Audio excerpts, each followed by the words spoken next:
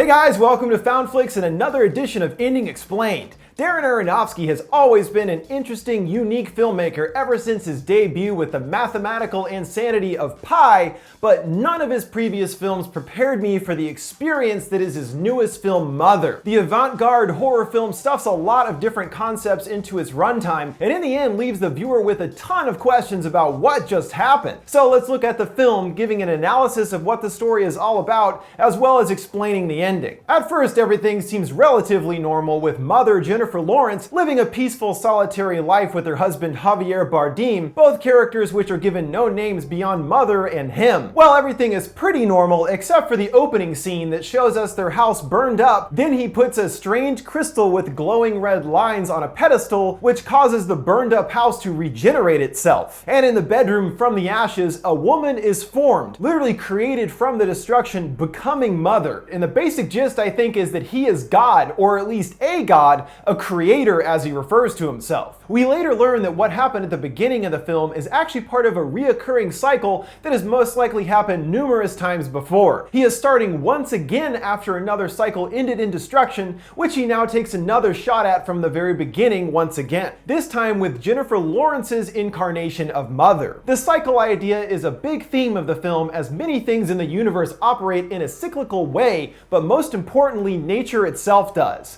Living, dying, and being reborn in a never-ending cycle. And another way to think of nature is Mother Nature, the creator of that. And that parallel between the relationship of Mother Nature and man, and what we see with the husband and the wife story, is certainly by design. As more and more people show up at the house devolving into absolute chaos, they obliterate the house, showing us the destruction that humanity has had on nature. But there's also the religious context where the people represent God's creation of man and the destruction that it brings upon itself. And it's an amalgamation of these two themes that much of the movie revolves around. Initially, we are introduced to the couple's dynamic as Mother spends all of her time renovating the house after a fire occurred there the previous cycle, and tending to her husband, because she deeply loves him to an almost maddening degree. And even this aspect to her character has heavy meaning to it, as the biblical definition of a mother's purpose is that of being the heart of the home, or bond of the home as it is written. And we see this with Mother because her entire existence is tied completely to making their house into an ideal home for their family. And there's a literal connection between Mother and the house itself, as at various points she touches the house's walls, revealing a living heart within the walls. And this heart of the house we see is directly representative of Mother's own feelings at the time. Sometimes it's healthier looking, but other times as the situation worsens, it looks weaker and covered in burns. The heart in the walls and Mother are most definitely intertwined. And interestingly, when anyone leaves or arrives at the house, we don't see a car or anything. They just kind of reappear in the area around the house,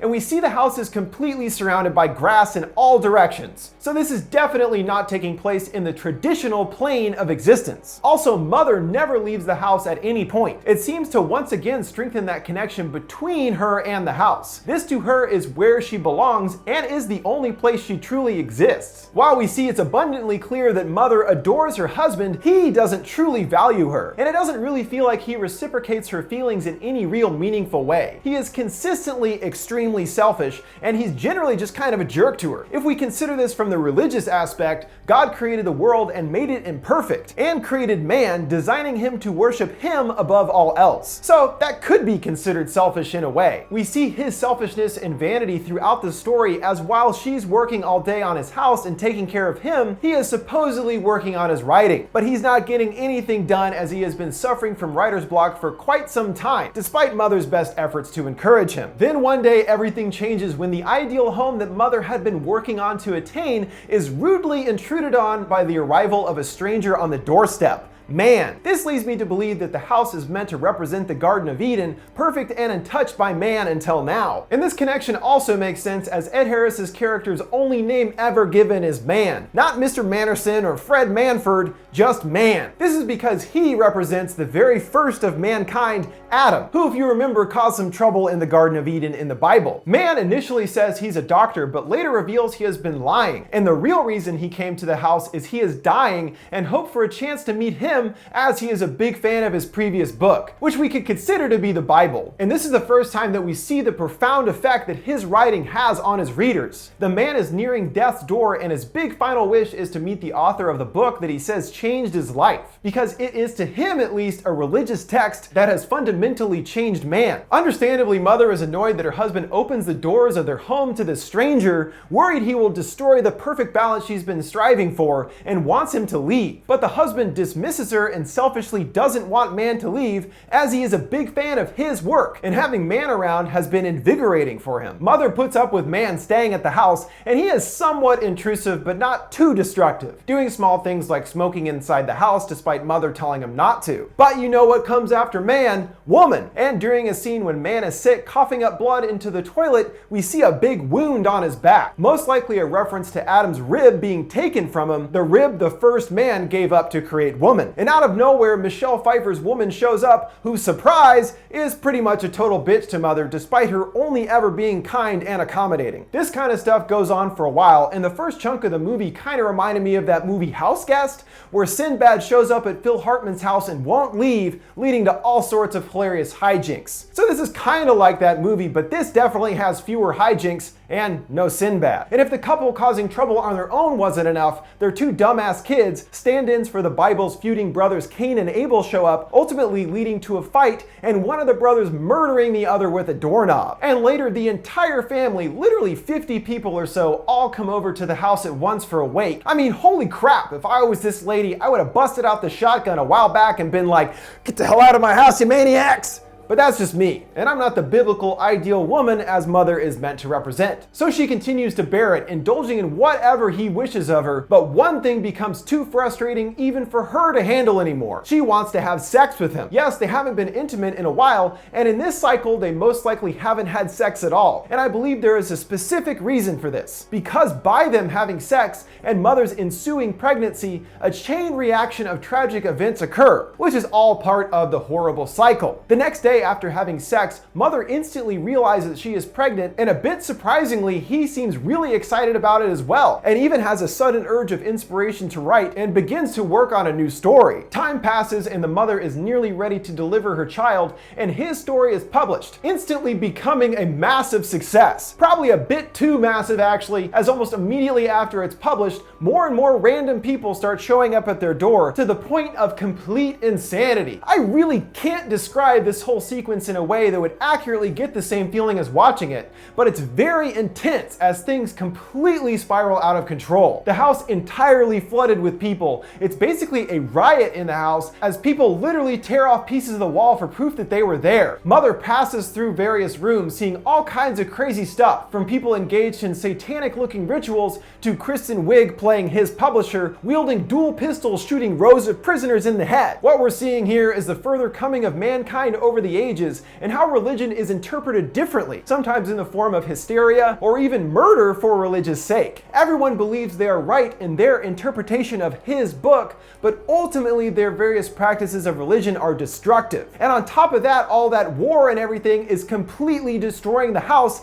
and Mother Nature itself. Things reach a fever pitch and Mother and he are forced to barricade themselves in his study. And perfect timing, Mother is about to give birth, but she's afraid of what he will do with the boy once it's born, as he doesn't see things the same way as her. To him, these are his followers. Yes, they are imperfect and bring destruction, but he clearly revels in their worship of him. So after giving birth, they both patiently wait, watching each other until finally Mother can't stay awake any longer, drifting to sleep. She awakens to her worst fears. Her husband has taken their child out to his followers, showing them the child proudly and handing him down to the revelers below, who pass the baby overhead through the crowd. Oh sure, that's a great idea, buddy. Just hand the freshly born baby to the crazy people down there. Hey, guys, careful now when you're passing my baby around like he's crowd surfing. Thanks. Things then get triple fried fucked when the baby is being handed to another person and we hear its neck snap with a horrifying crunch. Oof! Mother is mortified, rushing to where the baby was last seen, coming to a ritualistic looking table covered in the torn up corpse of her baby, and others all around her are consuming the baby.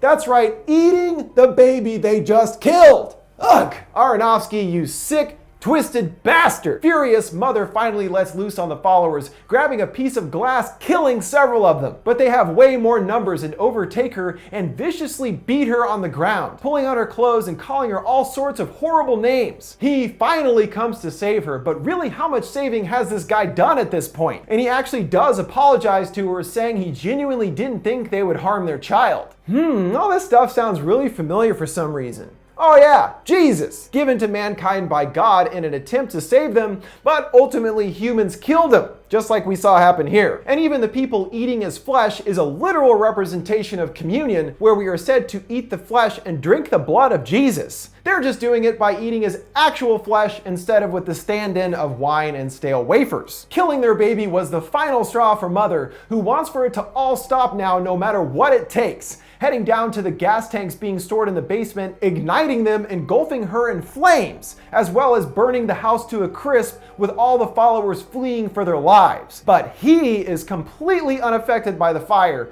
carrying Mother's charred body out of the destruction. Somehow still alive, he implores her to give him one more thing. She says she has given him everything and has nothing left to give, but he wants her heart, asking her if there is still love in there. She says there is and does give his heart to him, which he literally pulls out of her chest, now completely black and smoldering. As Mother passes, the blackness dissolves and reveals underneath the same crystal from earlier that he used to reset everything. And so we see that even though he has the power of creation, he cannot do it without her heart, as that is the real key to creation. As without her heart, he cannot restart the cycle once more. Despite him constantly believing that he is a superior being, he does need Mother in the end, and she is more important than anything else to the process. Her love for him is what then gives him the power to create, whether that is to once again create man with her crystal heart, or after they make physical love, after which he is able to write again. But of course, after this is when things started going off the rails, leading to the destruction of Mother and the house. And I think that's the reason that Mother and him hadn't made love up until that one point. He knows every aspect of the cycle, and he knows that once they have sex, she will become pregnant, and so that is why he is actively avoiding it. He knows all this will lead to her death, so it seems that in a strange way, he actually does care about her, and is protecting her from letting the rest of the events unfold until they unavoidably happen anyway. And this all sets up for the cycle to begin once again, with him placing Mother's heart on the pedestal, causing the house to regenerate, and a new, slightly different incarnation of Mother comes into being. He hopes to do things differently this time, and is striving to avoid the cycle of destruction, but chances are we are all doomed to repeat the process infinitely. Phew, does your head hurt? Because mine sure does.